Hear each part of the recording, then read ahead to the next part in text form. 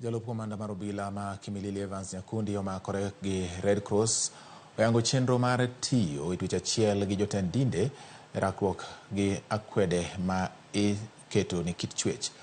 Kar chung od bura ma Mount Elgon oyangi kaka achiel kuom gwenge e kaunti ma Bungoma ma timbe ma kama sani koro osemedore. Jotelo gidwaro ni sirikal mondo omi okaw okang' ne jopiny manyayo timbe makoch makamagi. Lipot ma ogol gi riwruok mar KDHS magana 222 lero ni kaunti ma Bungoma ema otelo gatamalo 62 mag ndiko kwan timbe makamagi kipimo kod kauntis mamoko mathurka. Na baadhi ya vitu ambaye hatuoni kama ni dhuluma, tunaona tu kama ni kitu kawaida, kwa sababu tuliona wazee wetu walianzisha kitambo. Kwa mfano, mambo ya ukeketaji. Kwa utafiti inaonyesha ya kwamba sehemu yetu ya Bungoma tuko na 3% ya ukeketaji, of which hiyo 3% iko sehemu yetu ya Kopsiro.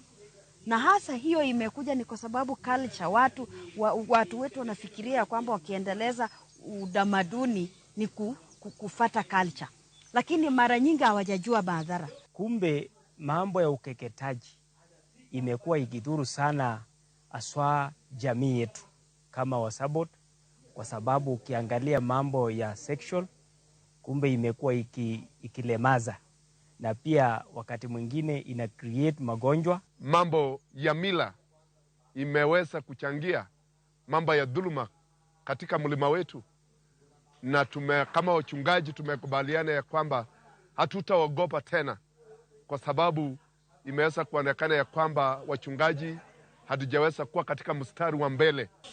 Siku hizi watoto wanaishi tu na kila mtu anakaa na watoto wake, na zamani jamii ilikuwa inarekebisha kila mtoto. Ukipatikana na mzazi yeyote lazima ilikuwa anakurekebisha.